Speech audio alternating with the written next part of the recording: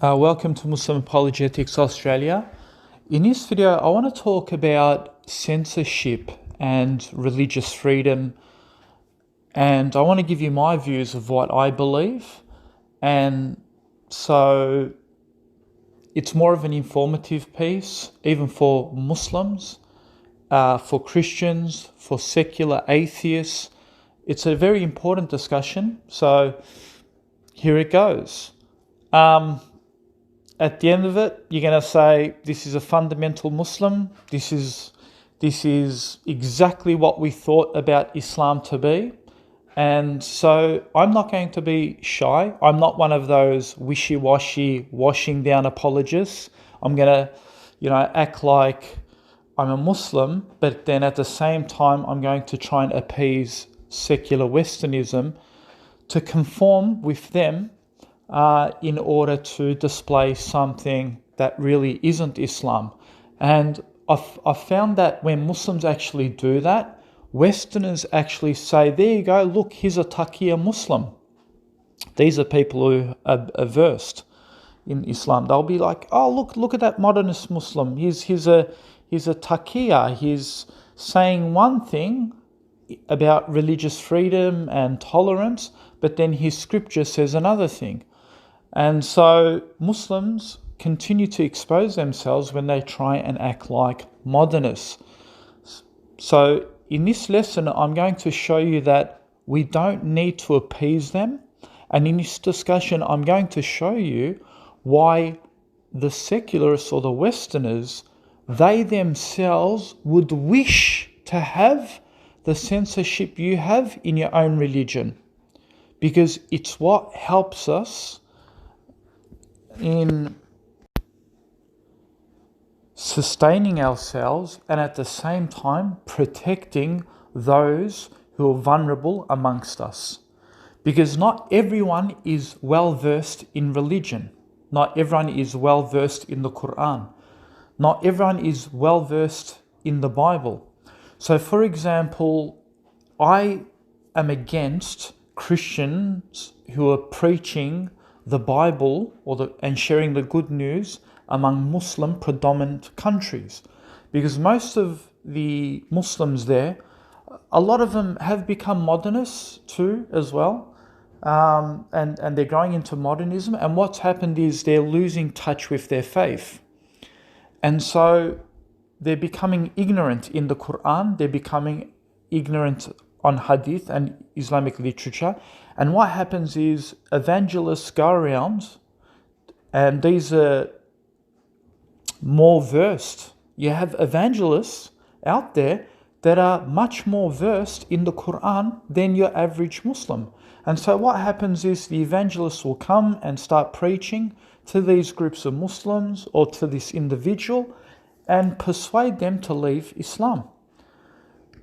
And sometimes that Muslim is ignorant, he doesn't know who to consult or what to do, and that person could eventually, after converting to Christ, within the next 2 hours, he could get hit by a car, he dies, and he goes to hell. You go to hell for it. And hell is a serious place. It's not a joke. It's everlasting. And so as Muslims, we need to protect our flock. And so we shouldn't allow this sort of preaching to come and target the vulnerable. And most of those Christian preachers, they won't knock on the door of well-versed Muslims. And if they find out that he is well-versed, trust me, he won't sit there for too long. He'll keep going. Their main target is to hit the vulnerable, because that's the way they actually target. They try and target the vulnerable. And so it's more of a duty for us to censor those particular instances. And that's why I don't believe in evangelists coming and preaching in Muslim nations. Now, when it comes to secularists, a lot of the secularists or more of the atheists, they'll say, oh, how dare you say that?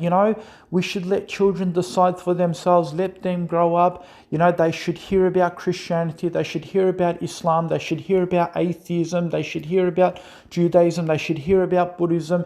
And then when they grow up, they can pick their own religion for themselves, But see, they don't have the concept. I'm talking about atheists, right? They don't have the concept of heaven or hell. They don't believe in hell. They don't care about hell. They don't even think it exists. So it's really easy for them to say, oh, we'll expose the child or that person to every single religion, and then we'll just get him to decide. You'll confuse him with all these bunch of religions, and then you'll confuse him with evolution and science and all these other theories. Because at the end of the day, nothing's really at stake. They don't care whether this person dies without believing in Islam, because for them there is no afterlife, there is no heaven, there is no hell, there's no big stake. But for a Muslim, there is. And so that's why for us it's important. Censorship is actually important because we believe in a heaven and a hell. They don't believe in heaven and hell. So that's why they find it really bizarre how we censor things. They can't understand that because they don't have the value of heaven and hell, but we have the value of heaven and hell. We understand how important it is. For them, religion is not important, really. And even if you call them to evolution, well, that's just short-lived. It's only a temporary life. There's no secondary consequence. And so for them, it's very hard for them to accept the concept of, oh, how can you censor these things? Because again, they don't really value these things. But they do value it on this earth, because this earth, they want it to be a comfortable place for them. And so, for example, they would want, I can understand their position where they don't want censorship because they want to be able to preach atheism and they want to preach godlessness, because for them, religion is a cause of all evil. So if we're able to preach to them our version of evolution and godlessness and so forth, then there'll be more Muslims accepting atheism and there'll be more Christians accepting atheism, and we'll all live happily ever after. And there won't be any wars, there won't be any problems in the world. But at the end of the day, I understand that's their motive, but why do they really care anyway? Because this world, for even an atheist, is very short-lived. I mean, what does he care that, this place is going to be a peaceful place after he dies and disappears and becomes stardust anyway? So, but see, for a Muslim, we have an afterlife. We have a true purpose, another reality, an everlasting reality. And so there's a much bigger consequence and a stake just because someone is just personally feeling a bit uncomfortable because there's religious wars or there's conflict, which is only really short-lived anyway. Even if they're going through difficulties and problems because of religious zealots, they're only living a short life anyway. But the consequence of the hereafter is much great worse, because that's a complete eternal damnation compared to wars and atrocities that happen here. Therefore, the stakes are much higher when it comes to Islam, and this is why it's more serious for us to do censorship as Muslims compared to atheists who only have short-lived atrocities according to their own worldview, and that's why they don't really find it that important, censorship that important. But there is a double standard and a hypocrisy as well.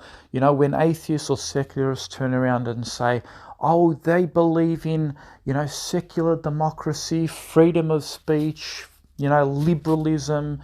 We believe in cohesion and, religious intolerance, and you're allowed to preach your religion in the West. You're free to do that.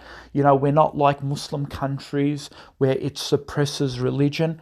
But, I live in the West and I see that, yes, there is, we appreciate that there is, religious tolerance and freedom of speech, and we can go out and preach our religion and, be like evangelists and try and bring people to Islam. But we need to be consistent here too, because there is a type of hypocrisy, because there still is a suppression of Islam in this country. And I'm talking about mainstream media. On primetime TV here in Australia, you won't see religious preachers on hitting big audiences.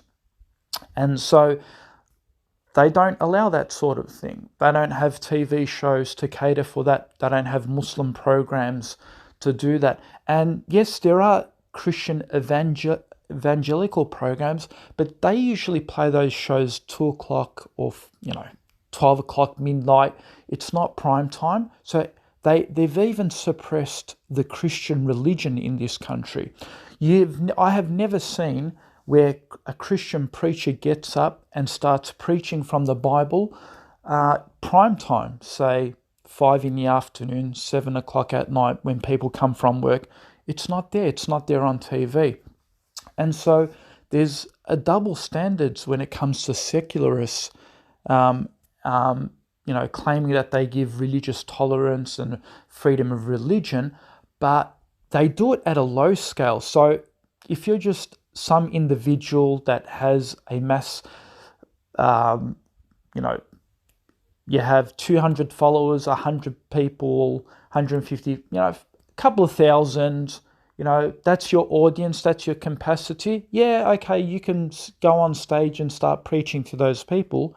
But if you want to start getting mainstream and you want to try and hit 5 million people, 10 million people, 20 million people, 3 million people, then that's where the censorship comes and they start tightening the screws. And so they don't give you that sort of platform. Yes, they do have some programs like Q&A in Australia where they might invite a Muslim preacher where he might talk about Islam, but they're very, very short-lived. I mean, no one sits there and says, I'm learning Islam from this person. It's usually, he might give some commentary here and there, talk about Islamophobia here, but it's very, very short-lived. And it's usually part of a panel discussion. So you're always having people shouting over one another. I mean, that's not really, preaching Islam. That's more, let's try and get a little bit of sound bites from this Muslim preacher so we can probably take him out of context and expose him on a new documentary that's coming out and constantly attacking the Muslims. No, we're not talking about that sort of preaching. I'm talking about you give that Muslim preacher 1 hour on that show just purely talking about Islam without any interference. And you won't really find that. And so you see that sort of suppression here. And that's why I'm saying that when it comes to the Muslim world, if the secularists are doing it here, what's the problem if Muslims are doing it in Muslim countries? And so I think that, to be fair, that we shouldn't be pointing a finger at Muslim countries when we're actually doing it here when it tries to enter a big scale audience. And if you even go to the life of Umar ibn Khattab, the Caliph of Islam, even among a majority Islamic state under Islamic rule, there were certain conditions. Of course, before I said, we shouldn't allow Christians to preach in a majority Muslim country. And so Umar radiallahu anh, he also implemented certain restrictions on churches. For example, although Islam allows Christians to freely practice their religion, restrictions were put on them. There were certain things that they couldn't do. For example, they couldn't display their crosses on top of their churches, or their churches weren't allowed to be higher than the mosques. And then, they weren't allowed to preach openly in the street. Again, going back to the secular world, they say, we allow Muslims freedom of religion, but there are certain things that they don't allow for promotion. For example, the niqab, they're banning that in France. The hijab, there's a big movement. Rita Panahi, she's an Australian secularist. She's trying to ban the hijab because she calls it a symbol of oppression. But then again, the same lady says that we shouldn't pull down the statues of the colonialists, yet those things also represent a symbol of oppression, because people amongst them, the white colonialists, have committed a genocide. But she says, no, we should keep those. But when it comes to Islam, it's like, nah, tear it off the woman's head, because it represents symbol of oppression. Why? Because some Muslim women are forced to wear it. And so, again, you see how they're trying to they're saying, yep, you can practice Islam, but we're going to put restrictions here. Why? Because they also believe it's part of promotion. It's part of Islamization of the West. And so if they can do it, why can't Muslims in their own countries? They're also banning things like polygamy. You can't have legally, you can have gay marriages, but you can't have polygamy. That's illegal in Australia. Again, suppression of religion. And so when it comes to Muslims and Islam, you shouldn't have a double standards if they're doing the same. Now, you may ask the question and say, well, you may, for example, say, as a Muslim, you shouldn't preach here too, then. You shouldn't preach in the modern, secular, Western world. If you want to preach Islam, go back to the Middle East and preach it amongst those ignorant modernist Muslims and bring them totally back to Islam. Stop preaching in the West. And people are actually doing that. They are. They're saying that. But it's really not a double standard, because your system believes in secular liberalism. And according to secular liberalism, it goes by the notion of, no religious vilification, there has to be justice for all. If it gives justice to one religion, it has to give justice to the other religion.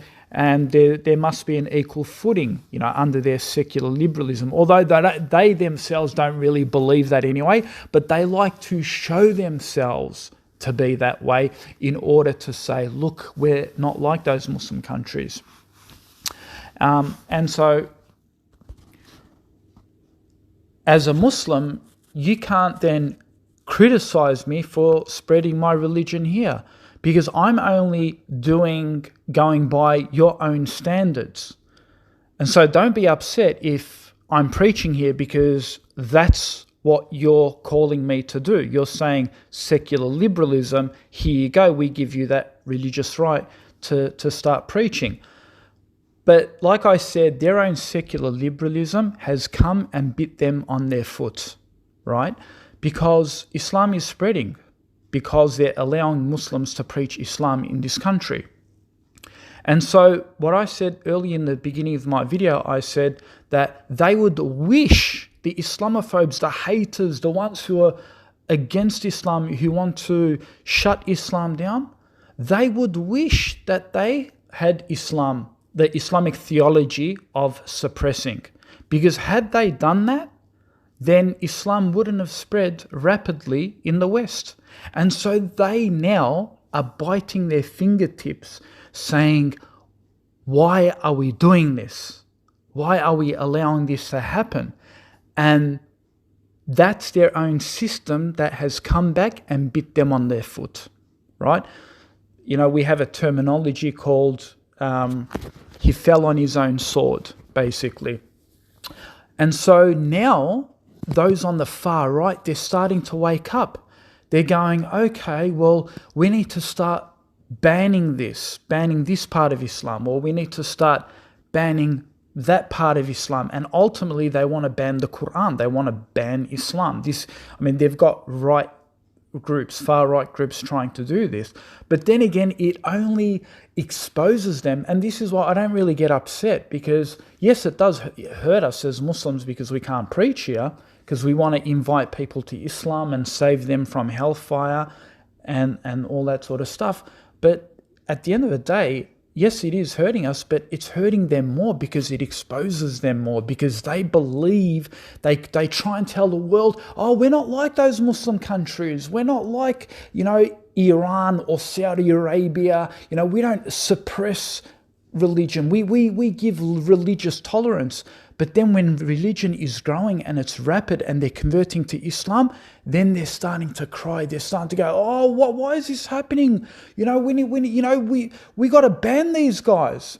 And when they start to advocate that, they only expose themselves, because they're going against their own theology, their own philosophy. They go against their own system that believes in secular liberalism. So they actually become anti-secular liberalism when they actually do that. And it goes to show that they themselves admit that their own system isn't working. And in fact, there are Christians out there who have actually turned away from their Bible. There's a verse in the Bible in 2 John 1 through to 10, 2 John 1 to 10, it says, if anyone comes to you and does not bring this teaching, which means the gospel, the Bible, do not take them into your house or welcome them. And I'll put a hyperlink below this video, and you can even read the commentary on this as well, which we've actually addressed the commentary. And so the Bible actually teaches, do not bring a person who does not hold the Bible and preaches something heretical. Don't even accept them into your house. You go to the commentary and they basically say, oh, that was only for a specific time. It wasn't for every other Christian home. They give it a dubious commentary on it. But yeah, you can go to my website. I've actually responded to that. So even their own teachings actually teach this. But again, Christians have gone against this. And what happened is now they're seeing a flood of Muslims coming into the West and converting a lot of these Christians. And I've actually had a Christian who actually responded, because I quoted him this verse, and he said basically, he basically didn't know that verse was in there. He says, his name is Christopher Leslie. He says, yes, I didn't realize that verse was there. He says, I'm not going to bullshit my way out of something. That's why I then said, then we shouldn't have allowed Muslims to preach in the first place. So he actually understands that Christians have made a mistake here. So there you go. And he admits, he says, we shouldn't have actually allowed Muslims to come here and preach to us. And so, for example, in even today's society, we don't allow drug dealers to operate publicly and sell drugs, because we know that people could reach out to these people and they could infect more of the community. So they're doing it in secret now, yeah? So, that, of course, it's not stopping them. They're still selling drugs, but they're not doing it at a great scale. So if we legalize it and they were allowed to just, let's say it wasn't even legalized, but they were allowed to publicly just sell the drugs, then they'll reach out to more of the audience and infect a lot of the people. So similarly, how we don't allow those people to freely operate, then as Muslims, in an Islamic country, in a predominantly Muslim country, we shouldn't allow Christians or atheists or ex-Muslims coming out publicly and promoting their false way of life. Because at the end of the day, just as drug dealers are infecting society and poisoning people, which ultimately results in their own destruction, then what is worse than drug dealers are these people calling to falsehood. And the result of that is, again, eternal damnation and hellfire, which is worse than drug dealers. So these people who are selling drugs, they are actually, again, less than those who are spreading Christianity or spreading atheism or spreading Buddhism or spreading whatever. And we need to be honest with ourselves, even as Muslims living in the West. I mean, we raise our children here, and then what happens is they get deviated, they become ex-Muslims, they leave Islam, and you ask yourself, why is that happening? Because you're allowing the West, the secular West, to indoctrinate them, with all of these things. You're not censoring the internet. They're able to visit pornography. They're able to visit, the LGBTQI. They're constantly indoctrinating, and a lot of organisation, atheism. Just the other day I visited a Muslim family, and they had, I went into one of the students' room, and on his shelf he had a book of Richard Dawkins, and I said to the mother, I said, why is Richard Dawkins' book doing here? Oh, well, yeah, a friend of ours just gave it to him, and he's just reading it and stuff like that. And I thought, well, if your son turns out to be an ex-Muslim, how are you going to answer for Allah? How? I mean, is this the freedom? Is this what you mean by freedom, where you're allowing this book to come into your home to poison the mind of your child? Because he may not have strong beliefs in Islam, and all it takes is a bit of doubt to creep in. He's probably got a bit of doubt. And then what you've done is you've just filled that doubt with more rubbish. And so you have basically enticed him to become an ex-Muslim. And this child doesn't even have a strong bondage with Allah. I mean, I asked him questions about the Quran, about the Hadith. He doesn't even go to religious school. He does know how to read the Quran, but he's got no training in religion. And so what do? You bring a book that is about godlessness into the home, and the child is being indoctrinated. And so how is he supposed to actually rationally think for himself when you haven't provided Islam properly to him, you haven't given him a foundation on Islam, and then you've introduced this book into the home? So what are you expecting after this? It's basically a recipe for disaster. And don't you love it when the atheists or the secularists, they'll say, religion is a form of indoctrination. It tends to lead to biases that aren't properly examined, with other possibilities being considered equally. Leading with an answer and only presenting others are inherently wrong, with methods to take them apart with an equal consideration towards all beliefs. Atheists usually say that we should teach kids and children all religions, and if we only teach them one concept, then that leads to biases and so forth. But I find that really interesting, because I would say to any secular atheist, just name me just one prominent atheist, agnostic, scientist, skeptic out there that talks about other possibilities like the God hypothesis as a possible explanation to the creation of the universe. I'm not talking about being pressed or pressured into saying God may exist. Rather, in his works or in his academic papers, he declares a God hypothesis, We always hear other possible hypotheses like the multi-universe theory or for the creation of the universe, yet not a single paper on God hypothesis.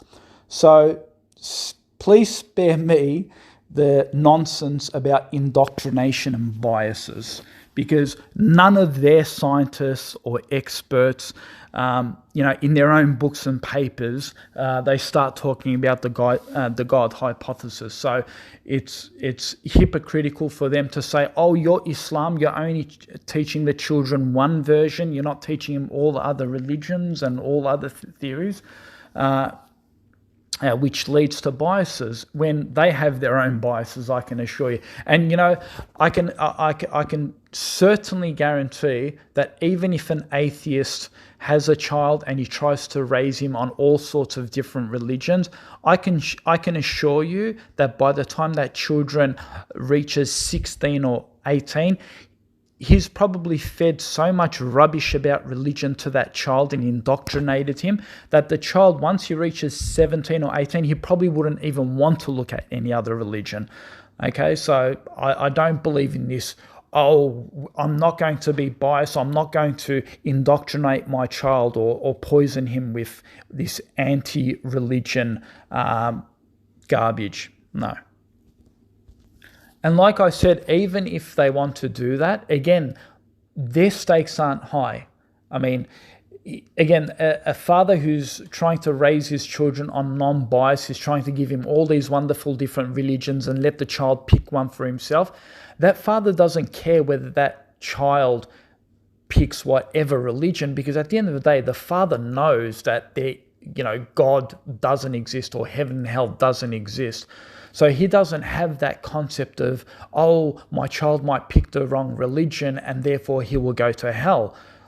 For him is, I'm going to turn into worms, so is my child going to turn into worms. So it really doesn't matter what religion he actually looks at, But as a Muslim, we do care, because I would be so upset and hurt that my child becomes an ex-Muslim, for example. God forbid, may Allah protect them. Because that would hurt me so much, because that would mean to me that my child is going to hell. He's not going to have salvation if he goes away from Islam. And so I need to protect my child from that. I can't say to him, well, just go and learn about all these religions, and you just pick the right one for you. No, if I believe that I'm on the truth, I've studied Islam, then I'm going to convince my child that this is the truth, right? And I will point out all the other flaws in the other religions. I'll do that. Why? Again, to protect my child. That's if my child is curious and they want to know about all the other religions. Sure, no problem. I could talk to my child about that. But of course, I can't force them. At the end of the day, I provide what I know. And at the end of the day, if they want to turn away, they turn away. I can't help that, because heaven and hell, salvation, Allah has the keys. I don't have the keys, right? So as a parent, I need to do my duty. I need to give them my biases. Yes, we all have biases. We all believe that something is wrong and we're right. Everyone has that. And so we need to give them what we have. What we believe is true, we need to give them that. And if we believe that something is false, we need to give them as well, just as all parents do that. I mean, even atheists do that. Atheists would say to their child, don't study Islam because you might turn into a suicide bomber, right? This is what they believe. They believe that Islam, Sam Harris, all of these atheist think tanks believe that if you become a Muslim, you're going to become an extremist. You could become a terrorist. So if they can warn their own children from that, then again, why can't I as a parent warn my child against something which is worse than a terrorist? Yes, a terrorist is bad. He commits mass murder. He kills people at a great scale, and it hurts the communities. It hurts everyone around us. But again, a person ending up in hell, and that person also misguiding the rest of the community, and they also end up in hell, which is worse? People in hell who have an everlasting punishment, or people who get killed and suffered on this earth? Of course, the hereafter consequences are worse. So of course, I need, as a parent, I need to do my duty and tell them what is true and what is wrong. And I'm sorry if you think that that's bias. Well, you have your own biases against religion as well. And there are so many biases, even in the West, amongst secular schools and so forth.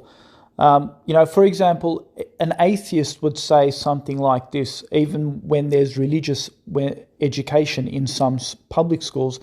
Atheists would say, religious education is being taught without our consent.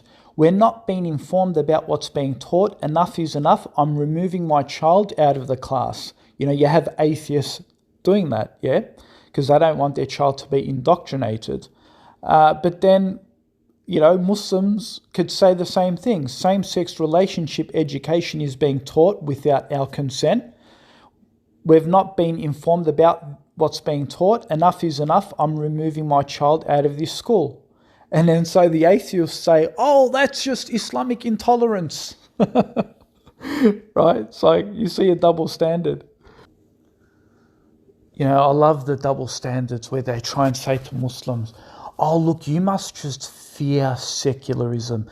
You must just fear the truth of Western philosophy, how, you're too afraid for it to come to the Muslim nation and let it freely express itself because it's true, and that's why you're trying to suppress it. That's why you're trying to... Well, you know what? Yeah, I am scared. You know what I'm scared about? I'm scared that you're going to send our children and our ignorant Muslims who aren't really grounded in faith. Yes, I'm actually scared that you're going to send them to hellfire, because that's what evil does. It tries to bring rubbish into our country, present it as if it's truth, which ultimately will put all of these Muslims in hellfire. So yes, I'm really scared about that. Just as much as you're scared that if you allow Islam to flourish in the West, then people are going to become extremists, therefore they're going to become terrorists, therefore they're going to come and want to kill you in your own Western nations. Well, isn't that the same? So why the double standards? Should I now accuse you and say, oh, the reason why you don't want Islam to be spread in your country is because of the truth of Islam? You're going to say, no, I just don't want Islam to be shown as truth here and freely on air for 1 or 2 hours preaching about Sharia, preaching about Islam. It's not that Islam is true. I just don't want my nation to become Muslim, therefore extremists, therefore terrorists. So, well, I could say the same thing too then. I don't want you to come to my nation and indoctrinate my people. Not that I'm afraid that I think it's the truth. It's just that I don't want you to give them something that is nonsense and flawed, which will ultimately end these people in hellfire. In saying that, Allah says even in the Quran, we're not afraid. We can debate the atheists and the Christians, but we could do that on a professional platform, meaning professional versus professional. And we can pick a hall, we can go there and we can debate those issues where professionals debate these issues. Not merely yet come here and indoctrinate the ignorant. No. Islam does call for religious debate. Islam does call for religious dialogue. Allah says that in the Quran. Allah says that when the disbeliever in the Quran, He says, when they give you an argument, it says argue with them, but when you argue with them, argue with wisdom and also kindness. So if Islam was against religious discourse and dialogue with the non-Muslims and openly and freely, again, why would Islam condone and say that give them something which is better? Debate with them, talk with them. If Islam was against it totally, then Islam would say, no, don't engage with these people, just shut them out, that's it. But Islam doesn't do that. Islam doesn't say that. Although Islam does put restrictions on religious freedom to express, to go and promote your atheism or Christianity to the Muslim world, it gives certain suppressions due to certain circumstances.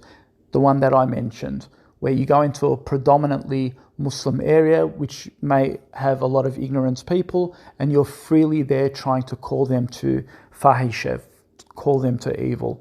And we know that the atheists and the secularists, the non-Muslims, or even the ex-Muslims, they actually target the vulnerable, and that's what I'm actually against. Not the fact that we can have religious dialogue amongst us, again, amongst professionals. It shouldn't be amongst a professional going into the Muslim world and freely talking to the ignorant, just as you wouldn't want an Islamic scholar, someone who's very professional, going on your mainstream TV, prime time, and indoctrinating millions of your audience. You wouldn't allow that. And in fact, you don't allow that. I haven't seen that in the West. I haven't seen a single TV show. In fact, you can write to me, write even an email to me at show.musty, musty, @gmail.com. Write to me, show me the reference, or put a comment below this video. Show me the reference where you've actually allowed a Muslim on primetime TV. And again, I'm not talking about social media like YouTube, because a lot of the government policies don't have control over that, right? I'm talking about your government-run agencies that have control over the media in their own nations, where millions of people are actually viewing this prime time. Again, you don't have that. Well, maybe in America you might have, I'm not sure about there, but Australia specifically, where I live, I'm not seeing it here. It's not here at all, zero. And if anyone can disprove me, please send me a video or a link or a reference. And the West love that. The secular West love that. That's why they have so much misconceptions about Islam, about Sharia, because they don't allow Islamic scholars to come here to preach on their TV for 1 hour, 2 hours, 3 hours, talking about, Islam and some of the complex issues of Sharia law. They don't allow these Muslim scholars. And so where does the West learn about Sharia? From just random Muslims online who are most likely unqualified, and most of them are learning from Fox News, a New York Times. They're learning from secularist Muslims who are washing it down. They're not learning the truth about Sharia law and the proper understanding of it.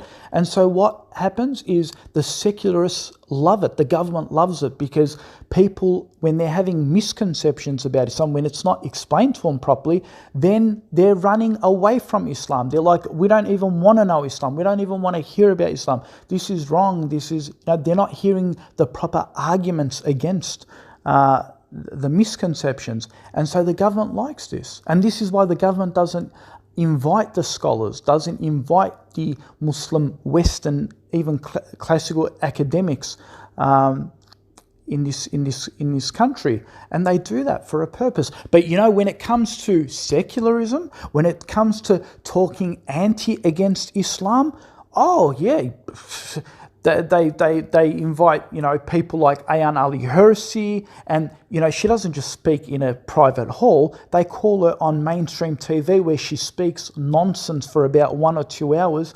rambling and ranting on about her hatred about Islam and why she thinks Islam is wrong. And they do that with atheist professors too, whether it's Lawrence Krauss, Richard Dawkins. They invite them on their shows, and they just speak their bigotry against religion in general. And and they don't even put opponents against them, and they just freely speak to the masses, to the ignorant. And I get frustrated when I watch the TV, and I'm like, why haven't they put a professional apologist to counter his arguments? And so he's freely speaking and polluting the population.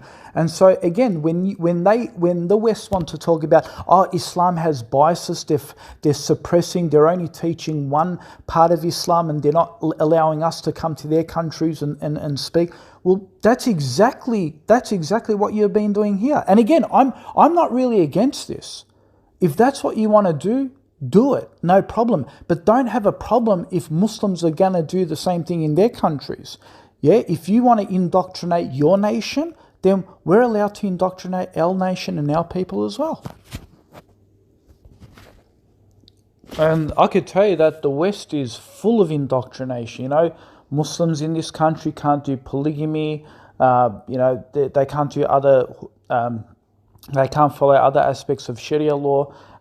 They can't, do things like they can't do the adhan from their minarets. Calling people to Islam. The azan, the Muslim prayer, it's restricted. Even during the afternoon prayers, they're not allowed to do the azan. But Christians can do their church bells.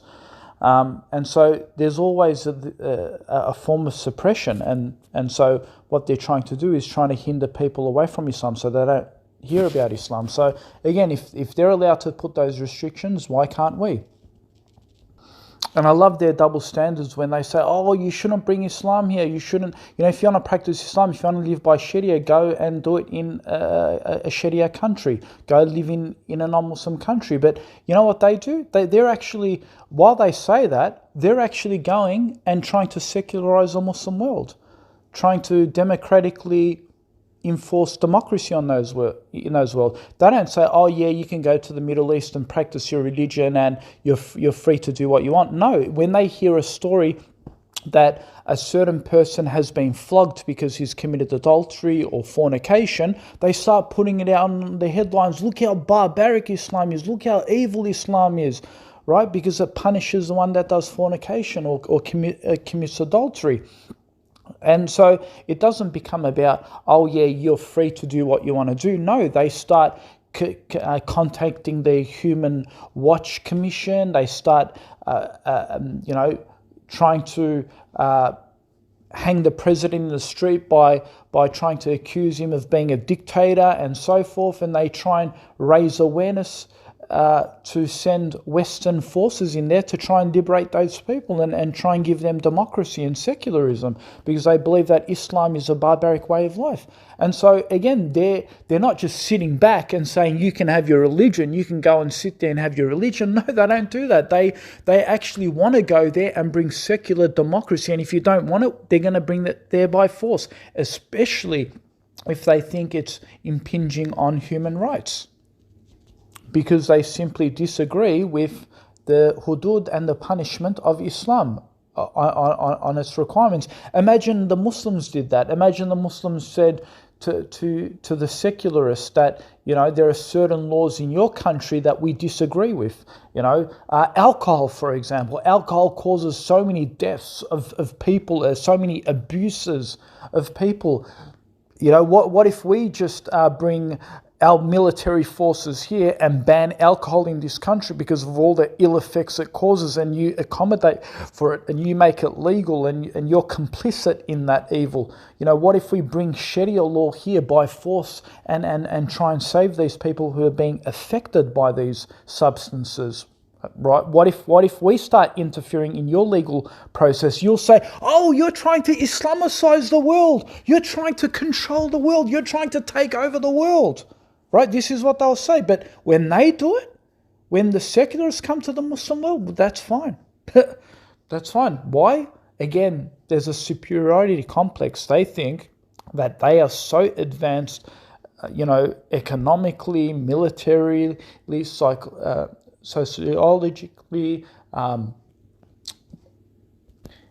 in the way they think, as they say, the Western alignment, that they don't even count you as human beings. They don't even think that you're as good enough. They don't even see you as a comparison. So how are these people treating you with equal rights? How are these people treating you with respect? You can have your opinion, I can have my opinion. No, their opinion is a superior opinion, and so they try and impose that superior opinion onto the Muslim world. And again, I'm not saying that Muslims don't believe that their opinion is a superior opinion too. And I'm not saying that Muslims are not trying to impose their views on the rest of the world and how they want to convert the rest of the world. What I'm basically saying is stop being a hypocrite. Don't say you're not doing the same. You're doing it more forcefully than probably most of the Muslims anyway, right? Except for some extremist, zealous terrorists out there, like groups like ISIS or Al-Qaeda or whatever, right?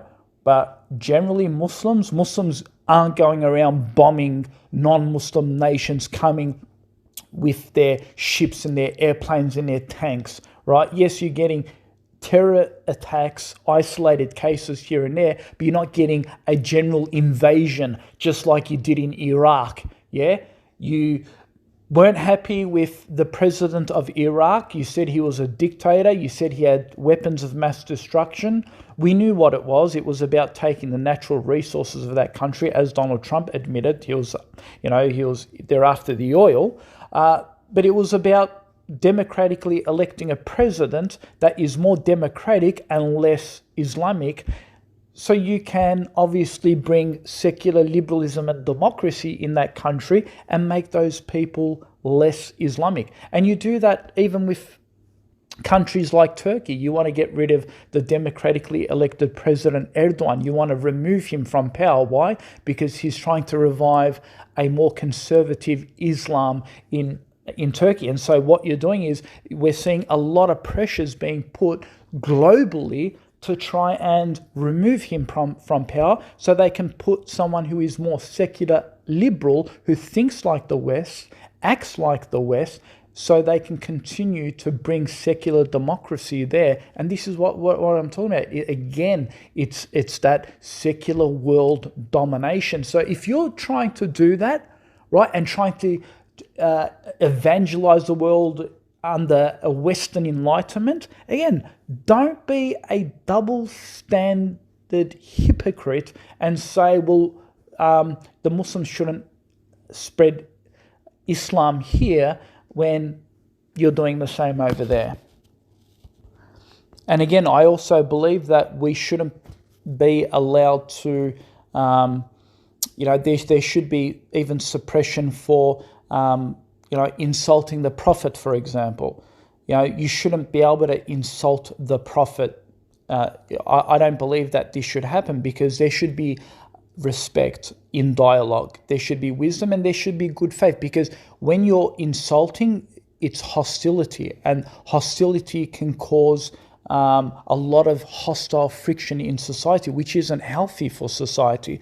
I mean, can you imagine? I mean, a lot of these people say, "Oh, I should be able to insult your Prophet in the most vilest fashions and speak my mind." And I say to them, "Okay, fine. Well, if you want to do that, do it. But don't get upset if I start insulting your people who are dear to you, like the Anzacs, for example. The Anzacs in Australia are respected." They're highly respected. They're people who have saved this country from wars. And again, I wouldn't insult them, of course. I wouldn't do that. But suppose I did. Suppose I started, urinating on one of their statues. What if I started saying the most horrendous things? And I said that on national TV.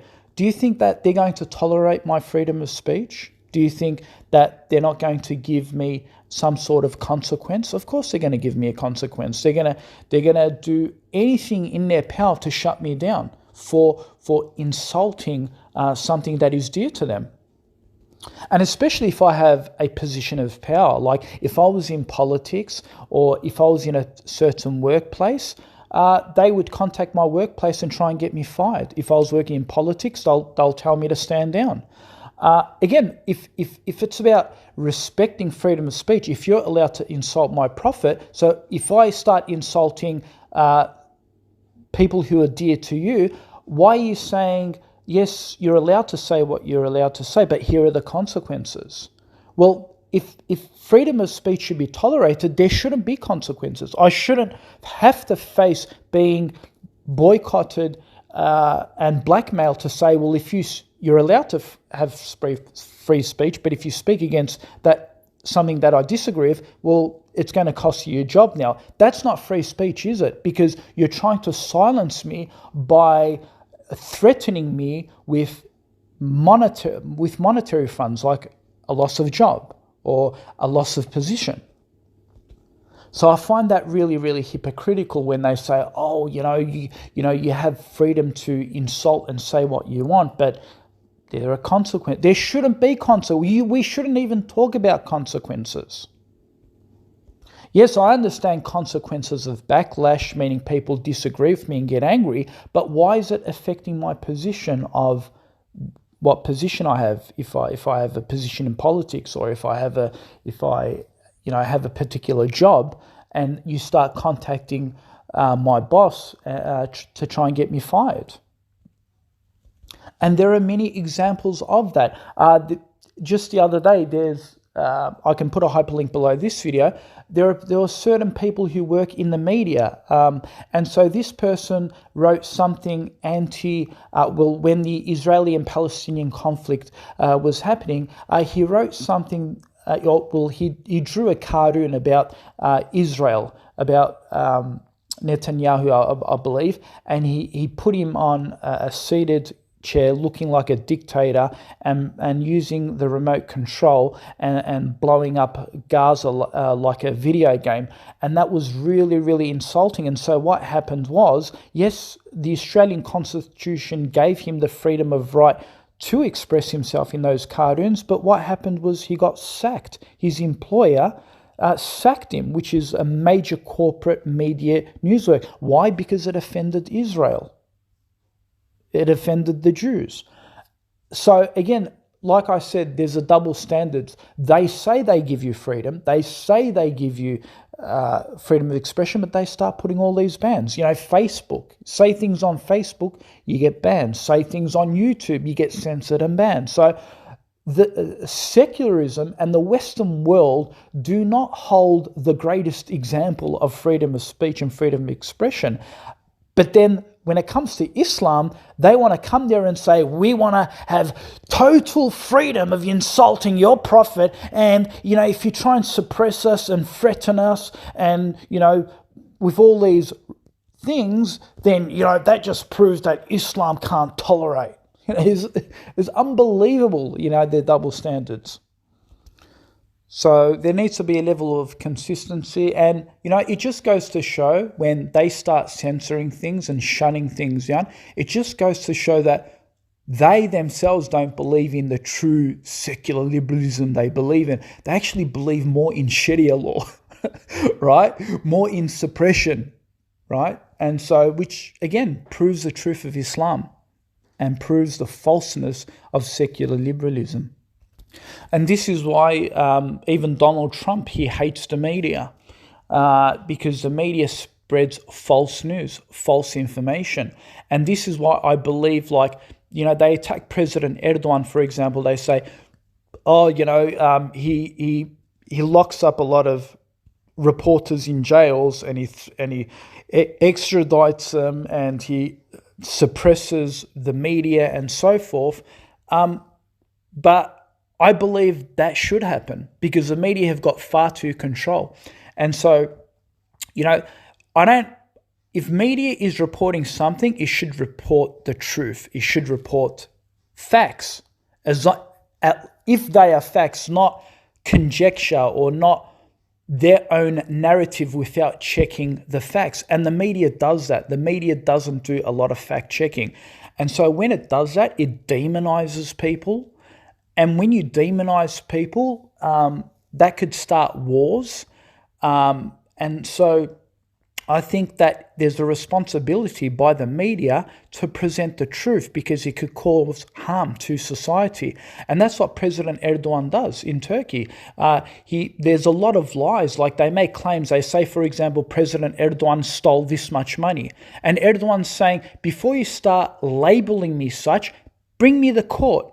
Let the court decide whether I'm a thief or I'm not a thief.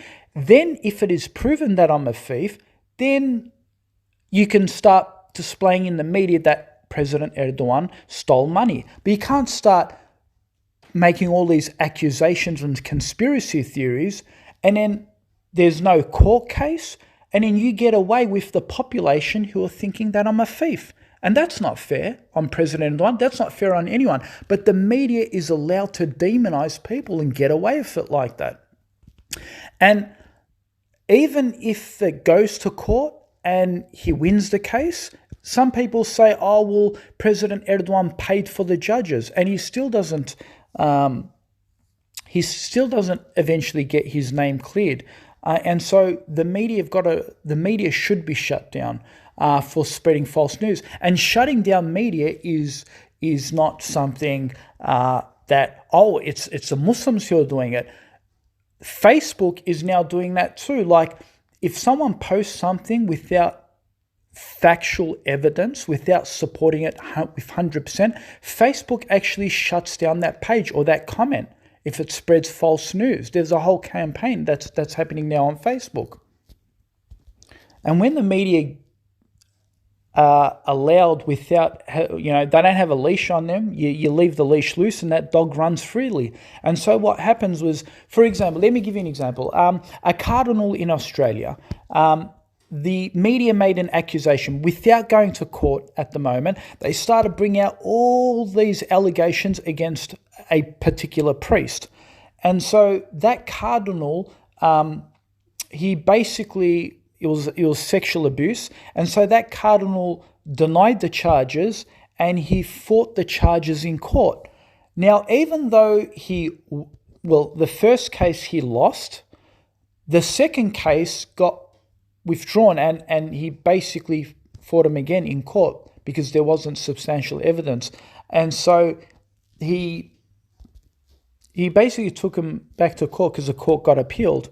And so he won his case. Now, even though the cardinal won his case and he basically cleared his name, were the population forgiving? No. The population was still looking at him as a pedophile because they're still not trusting him. And so he can't even get a job. Even though he won the case, his own monastery will not employ him back to church service. Even though he won the case, in the eyes of the people are still doubting because they're not trusting the legal system now. And so look at the responsibility that the media has. Like, even though the person can prove his innocence, the media have tarnished the reputation so much so that people are just convinced that he's still a pedophile and they're not really trusting their justice system now. So this is why I believe that the media should not be allowed to go full blow on this individual and bring up all of these allegations after allegations and allegations when the judicial system should be doing that, not the media. The judicial system. Because when we let the media do that, what happens is it starts to convince people that this person is a pedophile. And so even if that person wins in court, no one really believes it.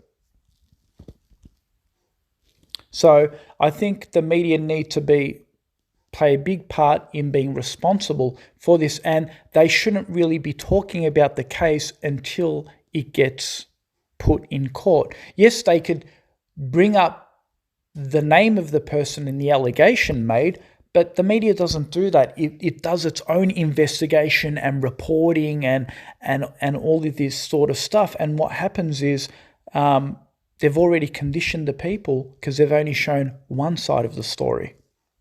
And so I believe this type of media should be suppressed. They should be suppressed. And a famous quote from Malcolm X, who says, "This is the media, an irresponsible media. It will make the criminal look like he's the victim and make the victim look like he's the criminal. if you aren't careful, the media will have you hating the people who are being oppressed and loving the people who are doing the oppressing. So true. And so what President Erdogan is doing is absolutely fantastic. He's not allowing the media to get away with what it does, because a lot of the media is pro-secular and pro-liberal. So they'll constantly hammer all these conspiracy theories constantly to try and turn something that is actually false to make it look something true. I mean, can you imagine we did that?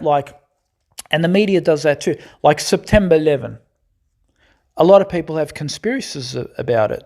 A lot of people are saying that the American government was behind it. And there are tons of videos on YouTube about it.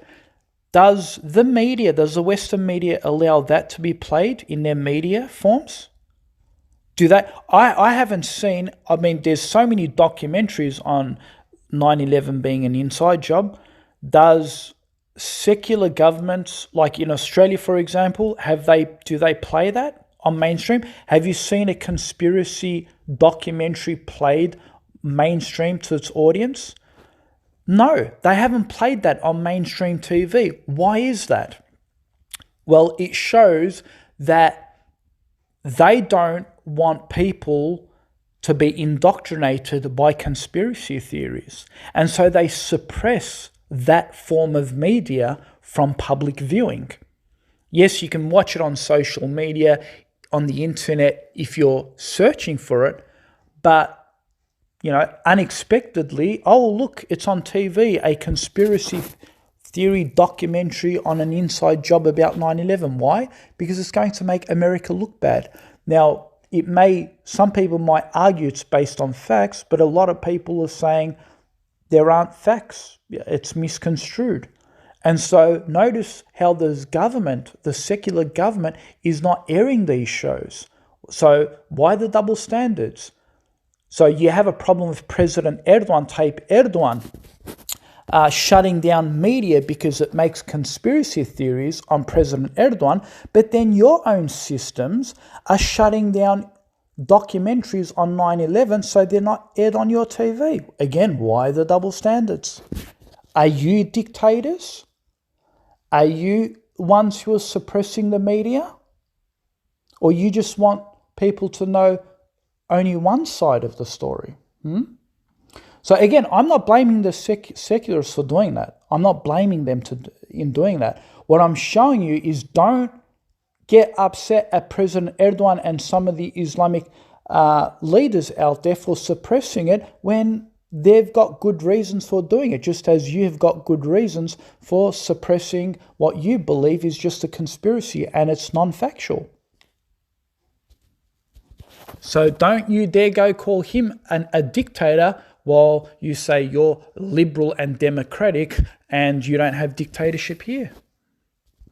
And lastly, I want to say it's really hilarious because there'll be secularists or atheists or Westerners, they'll say things like, yeah, you're right, there are double standards. Secularists should not be doing that sort of suppression. They shouldn't be behaving that way. Muslims shouldn't be doing that as well. And, this is, there should be total freedom and so forth. I hear a lot of the people speaking on those terms too, but I think to me that is just like, how can I explain it? It's very artificial, because those who actually claim that freedom for all and they can actually prove a total freedom, they can't actually point to a particular country and say they've established that, unless they know something that we don't know. I don't know, maybe on planet Mars, somewhere else, I don't know. And so I think it's more very superficial and very, very artificial for them to say, oh, we can show that, we're still better than Islam. We can show true enlightenment. We could show true tolerance, and we can show true freedom. and other secular countries shouldn't be behaving like this, but they can't actually point to a particular model or an example or a country. So I find that very, very superficial as well and artificial. There is no system that can give complete freedom. That is absolutely nonsense, and anyone who tries to say it can, then they need to show a model that actually works in society. And till today, there's not a single example, no matter which secular liberal country you go and look to. There is always a form of suppression of something that it disagrees with. There will always be something that it disagrees with, and not just disagree with, but it suppresses it. So that's basically it. In the future, I might do a part 2 and continue to discuss these matters, but for now, I hope you get the gist. So yes, I believe in suppression of freedom of speech. There should be a limit, there should be a balance, and we shouldn't just be able to say exactly what we want to say, which can turn into hostility, whether it be, and again, the West believe in that. You can't be a racist, you can't be a homophobe, you can't be an anti-Semite, you can't be sexist. So the West believe in those sorts of things too. But of course, you can be an Islamophobe. You can call Muslims ragheads and camel herders and towel heads, and you can say all those sorts of things. And of course, they'll invent their own little ideas of, well, Islam isn't a race, so I can insult Islam. I could, be an Islamophobe. But when they tell you to, because they basically say Islam isn't a race. But it's interesting because they never tell Muslims to go back to Europe. They always tell them to go back to the Middle East. And Muslims aren't just from the Middle East. Muslims are also from Indonesia. Muslims are also from the Balkans. But, we all need to go to the Middle East, apparently. So they say they're not racist, but they all give us one geographic region to go back to. They always say they're not racist, but they always equate us with camels. Or call us sand niggers, as if the Balkans have got sand or Indonesia have got sand. And so what if a person wants to be a racist? Well, they argue, oh, look, it wasn't his choice to be black. So what? It wasn't a person's choice to be dumb either, but he's dumb, but you insult his intelligence. So, again, why can't you just be a racist towards black people? If you believe in secular liberalism, then you should allow people to be racist too. So you make the choices now on what you can say and what you can't say. And so again, I'm not condoning racism. Of course, I think it's wrong on all levels. But I'm just showing you the hypocrisy, double standards, where they could freely run their mouth about Islam and Muslims and so forth. But when it comes to some of their own worldviews, it's no, you can't do that because it's insulting. Amazing. So it's very, very hypocritical. Again, in saying that, I'm not saying that you can't question Islam. You can't sit with a Muslim and ask him questions and say, look, I really disagree with this. Can you please explain this to me? But when you're sitting there and you're just running your mouth wild and insulting and insulting the Muslims and speaking in a vile way, in a hostile way, that's not accepted in any civil society. Shouldn't accept that. And of course, freedom of insulting, it always, it's like the first commandment for them. But when you start insulting their forefathers and something that they're dear to, that they love, then it suddenly becomes, oh no, you can't do that now. So there you have it, folks. This video was about exposing the hypocrisies, the double standards. I'm sorry that it did take a bit long, but I really needed to get through a lot of the points.